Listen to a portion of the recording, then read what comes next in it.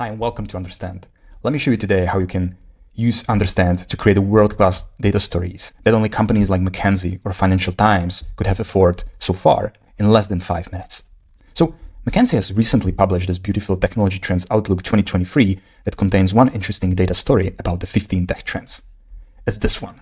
It's a bubble chart with interest score on the x-axis, innovation score on the y-axis, investments equal bubble sizes, and then as you scroll, it focuses on every individual trend and shows you the change between where it used to be in 2018 and where it is in 2022. So let's try to recreate this in Understand in around 5 minutes.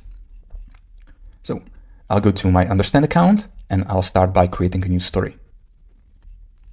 I'll provide the title and let me just turn on the stopwatch here so you can see how much time it takes me to create this data story today.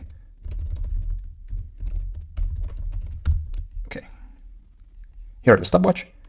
So let's start. I will start by adding a new slide.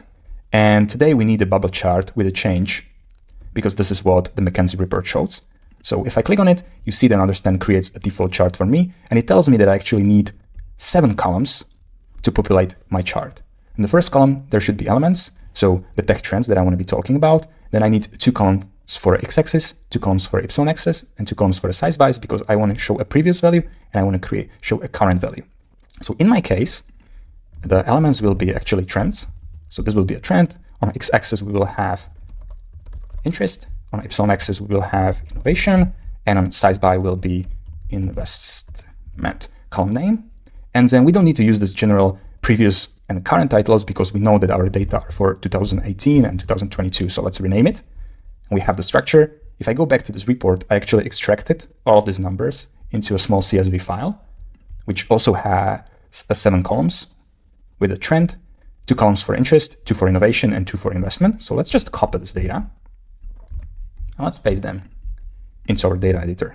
We have data visualization. Let's close this and let's do some polishing to the slide before we move forward. So McKinsey actually calls this slide the 15 tech trends, and then it has this description. So let me just copy this. It's the 15 tech trends. And this is the description. Let's put some spaces here and with some different color. McKinsey is a lot about the white, gray, and blue. So let's try this theme. And then you see that there's a lot of bubbles actually in the left bottom corner. So let's move these labels a little bit so it's readable. What are the individual trends? Cloud computing here, next generation software development, quantum technology is probably here, generative AI. Let's put it here. Let's this one put here. Let's generative AI put here. Perfect. Also, this is the epsilon axis. So let's set 2 decimal places for the labels here. You can see that on x-axis, I still have a formatting in dollars because this is what my default bubble chart contains. So I can change it here, or I can actually go into x-axis formatting and change it from a currency to number, and also apply 2 decimal points for an x-axis. Okay, let's close it. And you see that by default, Understand, because we choose a bubble chart with a change, show where each individual trend used to be in 2018 and where it is in 2022. But when you look back into a McKinsey report, on the main visualization, they have only current values. And then as you scroll, they focus on an individual trend and a change in time. So we can go into Understand and modify it a bit. So by default, you see that our display is change in time. And the current value is coming from a column 2022, and the previous value is coming from a 2018. And there are some advanced settings for a change. And I can say, show all changes by default. No. So the changes will be hidden. And only as we create the story, we will reveal them.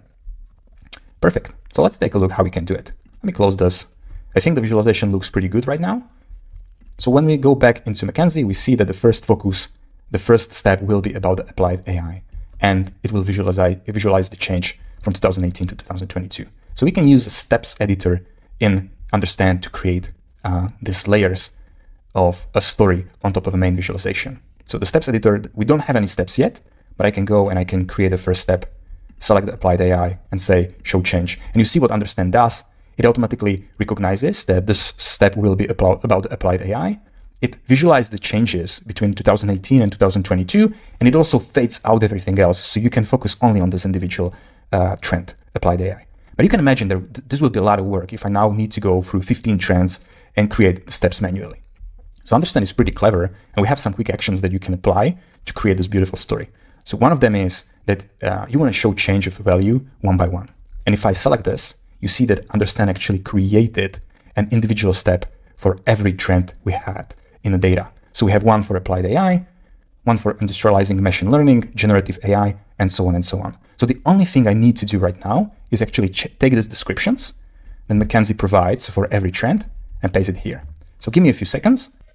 Okay, so I'm back. You see that it took me around 6 minutes to actually create the story, and let's now preview it from the beginning. So you see that we have a technology trends outlook for 2023. The first slide will be visualization about all 15 trends with a description and where they are today. And then as I move next, there will be one dedicated step for every individual trend with a description. So we have applied AI, machine learning, generative AI, next generation software development, trust architectures and digital identity, Web3, and so on and so on. That's it. I hope you enjoy how easy it is to create a world-class data visualization and data stories in Understand, and please do try it out. Thank you.